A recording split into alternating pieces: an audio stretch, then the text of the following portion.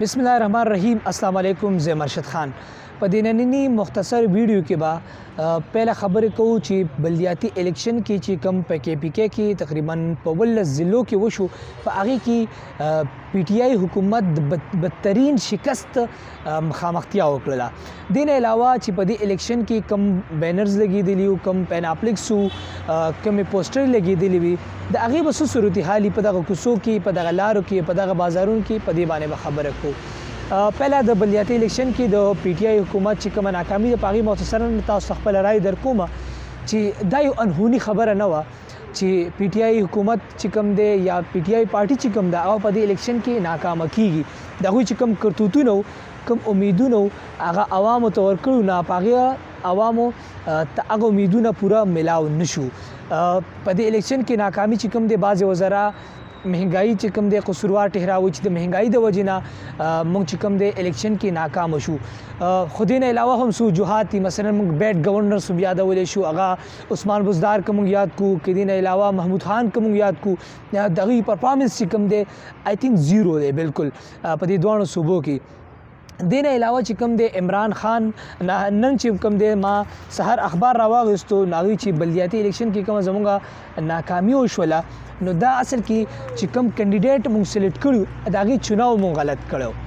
اوس دلته کې سوال دا دی چې عمومي طور باندې خلک څه کوي چې کله کوم مافیایي، کوم بد خلک وي، کوم بدماشان وي، په بلدیاتي الیکشن کې یا په داسې ټولز کې هغه چې کوم دی هغه وروسته کي، او د کلي چې کوم شریفانان خلک وي، کوم ښه خلک وي، کوم پرفارمنس والا خلک وي، هغه رامخې کی او په هغې باندې اوټ ګټي یا په هغې باندې یو ځای کې ځان کامیابوي. خو چونکې عمران خان بذات خود اوسه پورې کرپشن سے الزام خو نه ثابت شوی، نه لا کیس شته دی، مخکې ګورو چې څه کیږي کله چې دا حکومت ختم شي. خو که چېرې داسې وه نو په دې صورتحال کې عمران خان وروسته لیډ کوو او په فرنټ باندې چې کوم کینډیډیټ سلیکټ کړي نو د هغوی چونکې پرفارمنس دومره ښه نو، نه دومره فیم او نه دومره آیډنټیټي وه د هغوی په عوامو په منځ کې چې د هغې د وجې نه عوام هغوی ته اوټ ورکړی دی.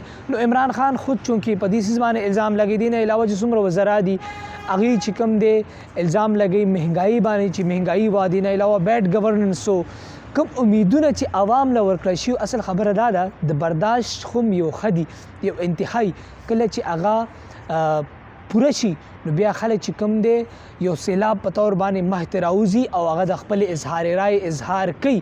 او د دې د وجې نه په دې الیکشن کې چې کوم دی د خیبر پښتونخوا عوامو چې کوم دی خپل پیغام خان عمران خان ته چې کوم دی هغه جاری کو چې بس د صبر خو یو انتهایی. دې نه علاوه چې کوم دی فضل الرحمن ګروپ چې داسې ګڼلی کېدلی نه چې دا به دومره په سرګرم طریقې سره به دومره اوټس په حاصل کی او یو کامیاب ترین پارټي به د خیبر پښتونخوا قرار پاوي کی.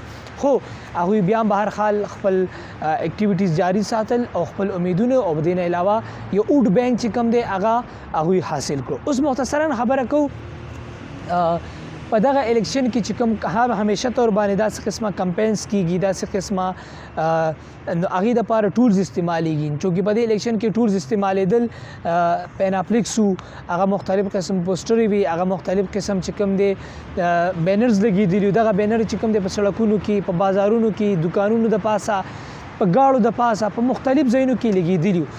چونکې هر کله چې داسې قسمه ایونټس ختم شي او که هغه چېرته په یونیورسټۍ کې ویلکم پارټي کې هغه نورې څه پارټۍ نه وي، هغه چې کوم دی داسې قسمه الیکشن وي، نو هغې نه بعد بیا چاته دا پته نه چې دی به انجام سره وځي. یو څیز مونږ کرو، دا څیز غټېږي، دا به د سوسایټۍ ته فایده ورکړي یا به نقصان ورکړي، د هغې مونږ ته پته نه لګي. نو اوس چې کوم دی داسې صورتحال ویډیوز په سوشل میډیا مخې ته راځي، په اخبار کې په دې باندې باقاعده ارټیکل هم شته دی چې دغه پوسټر چې کوم دی یا سیلې جاکل راغورځي په سړکونو کې، دغه پوسټر چې کوم دی نالو ته ځي او هغه نالۍ چې کوم دی هغه جام کیږي او هغه اوبه چې کوم دی هغه ودرېږي. یا چې کوم دی دغه پوسټر چې کوم دی کوم کاغذ ټوکړي دي هغه چې کوم دی په هوا کې شاملېږي او هوا چې کوم نمی ده یا هغې کې چې کوم ګرد و غبار دی هغه ګنده کیږي او هغې د وجې نه زموږ په ساګانو کې هم تکلیف وي. نو د ایر پالوشن یو ذریعه خو هم دلته کې سازېږي. دغه څه دغه پیناپلیکس دغه اخبارونه، دغه پوسټرې سړکونو کې چې کوم دی پرتي په دغې باندې د الله نومونه وي، په دغې کې داسې نومونه چې هغې باندې خلک پرېږدي چې یو ګناه ګڼلی کېږي. په ګاړو کې بعض ټیم کې چې کوم دی د ګاړو د ټیرونو نه تاو شي، د موټر سایکل د ټیر نه تاو شي، څوک را پرېوځي په هغې باندې. نو د مختلف قسم وجوهات د وجې نه د دغه پوسټرو نه مختلف قسم مسایل سازیږي، چونکې دا یو قسم ته فتنه چې کوم دی موږ وکرله او دغه عذاب موږ پرېښودو دغه کوڅو کې، دغه لارو سړکونو کې، دغه جوماتونو باندې.